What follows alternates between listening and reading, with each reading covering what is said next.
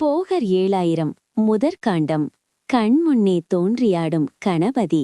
நீங்கள் அறிந்திராத அந்த யோக நிலை. போகர் 7000 நம்பர் 18. பாரென்று பொறி அஷ்டநாவில் சேர்க்கும். பளிச்சென்று மூலத்தில் ஜோதி காணும். காரென்ற தீப ஒளி கண்ணோ கூசும்.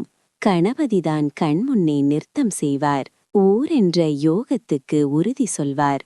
உற்பணமாம் பாதத்தின் உண்மை சொல்வார். நேரென்ற சதாசிவத்தின் நிலையும் சொல்வார். நீச்சென்று விட்டா கால் யோகம் போச்சே. மூலாதார ஜோதி கண்ணை பறிக்கும்போது என்ன நடக்கும்?